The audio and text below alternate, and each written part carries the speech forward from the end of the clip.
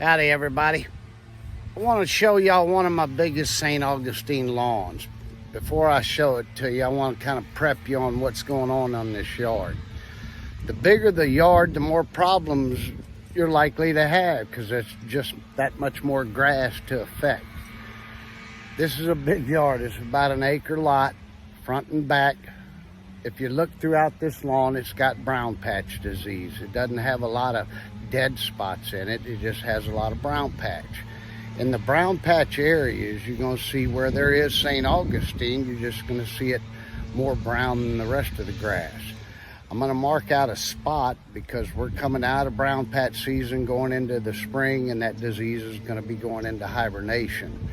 And I'll talk more about it, but what it's doing now is it's allowing the grass to green back up in the center of the brown area.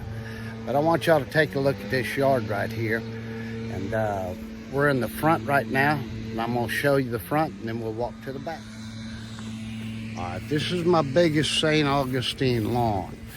Right here, you're gonna see some brown patch disease. Out here where this brown is, that's where that brown patch disease set in. You're gonna see some weeds throughout.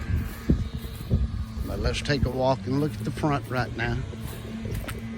This is a real easy yard to get in shape during the fall and winter. And when it's in hibernation, it's not gonna look its best. It's in hibernation.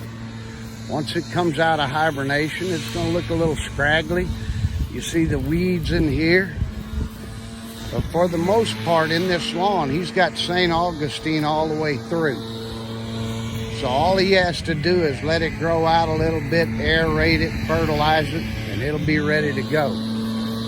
Here's brown patch disease scar here, but if you look in here, there's St. Augustine all in here, just ready to start greening up. Once that brown patch disease goes into hibernation, it'll allow that grass to green up. Let's go to the back, take a look at the back. All right, this is a big old backyard. When you're dealing with a big St. Augustine lawn, you're opening the door for a lot of problems to happen. It's kind of like opening the window during mosquito season. You're just letting them all in. Right here where I got that brown patch disease circled, if you see in the center of it, it's starting to green back up.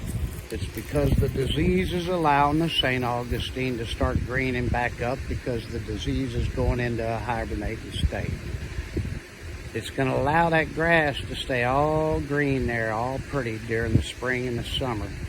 Once we get closer to the fall, it's going to come out of hibernation, and that disease is going to show up right there in that same spot. Every single year, as long as they live in the house and as long as they have St. Augustine grass.